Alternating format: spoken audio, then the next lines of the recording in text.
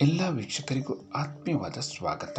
ಇವತ್ತಿನ ವಿಡಿಯೋದಲ್ಲಿ ಚೀನಾ ಕಾಳಿ ಎಂದು ಕರೆಯಲ್ಪಡುವ ವಿಶೇಷ ದೇವತೆ ನೆಲೆಸಿರುವ ದೇವಾಲಯದ ಮಾಹಿತಿಯನ್ನು ನೀಡುತ್ತಿದ್ದೇನೆ. ದಯವಿಟ್ಟು ಈ ವಿಡಿಯೋವನ್ನು ಲೈಕ್ ಮಾಡಿ.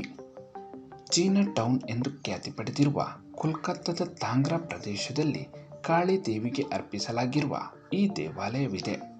ಈ ದೇವಾಲಯವನ್ನು ನಿರ್ಮಿಸುವ ಮೊದಲು ಒಂದು ಮರದ ಬುಡದಲ್ಲಿ ಸುಮಾರು 60 ವರ್ಷಗಳಿಂದ ಕಾಳಿ ದೇವಿಯನ್ನು ಆರಾಧಿಸುತ್ತಿದ್ದರು.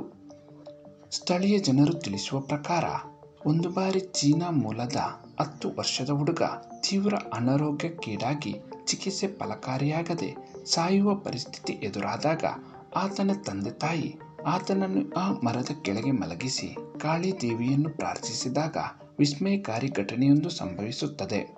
ಆ ಹುಡುಗ ಗುಣಮುಖನಾಗಿ ಎದ್ದು ಕುಳಿತುಕೊಳ್ಳುತ್ತಾನೆ. ಆ ಘಟನೆಯ ನಂತರ ಭಾರತೀಯರ ಜೊತೆಗೆ ಚೀನೀಯರು ಕೂಡ ಆ ದೇವಿಯ ಮೇಲೆ ನಂಬಿಕೆ ಇರಿಸಿ ಆರಾಧಿಸಲಾರಂಭಿಸುತ್ತಾರೆ. ನಂತರದ ದಿನಗಳಲ್ಲಿ ಅಲ್ಲಿ ಮಂದಿರವನ್ನು ನಿರ್ಮಿಸಿ ಚೀನೀಯರು ಕೂಡ ನಿರಂತರವಾಗಿ ಆ ದೇವಾಲಯಕ್ಕೆ ಬರಲಾರಂಭಿಸುತ್ತಾರೆ ಹಾಗೂ ಅವರ ಸಂಪ್ರದಾಯದ ಆಹಾರ ಪದ್ಧತಿಯಂತೆ ನೂಡಲ್ಸ್ಗಳನ್ನು ಕಾಳಿ ದೇವಿಗೆ ಅರ್ಪಿಸಲಾರಂಭಿಸುತ್ತಾರೆ ಹಾಗೂ ಅದನ್ನೇ ಪ್ರಸಾದ ರೂಪದಲ್ಲಿ ಭಕ್ತರಿಗೆ ನೀಡುವ ಸಂಪ್ರದಾಯ ಬೆಳೆದುಕೊಂಡು ಬರುತ್ತದೆ. ಈ ದೇವಾಲಯದಲ್ಲಿ ದೇವಿಗೆ ಬೆಳಗಲಾಗುವ ಅಗರಬತ್ತಿಗಳು ಕೂಡ ಚೀನಾದಲ್ಲೇ ತಯಾರಿಸಲಾಗಿರುವ ಅಗರಬತ್ತಿಗಳನ್ನೇ ಉಪಯೋಗಿಸುತ್ತಾರೆ. ಆದ್ದರಿಂದಲೇ ಈ ದೇವಾಲಯದಲ್ಲಿ ಹರಡುವ ಸುಗಂಧವು ಬೇರೆ ದೇವಾಲಯಗಳಿಗಿಂತ ವಿಭಿನ್ನವಾಗಿರುತ್ತದೆ.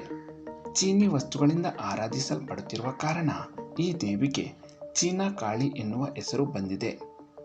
ವಿಶೇಷ ದೇವತೆಯ ಈ ಮಾಹಿತಿ ಇಷ್ಟವಾದಲ್ಲಿ ದಯವಿಟ್ಟು ಈ ವಿಡಿಯೋವನ್ನು ಲೈಕ್ ಮಾಡಿ. ಎಲ್ಲ ವೀಕ್ಷಕರಿಗೂ ಧನ್ಯವಾದಗಳು.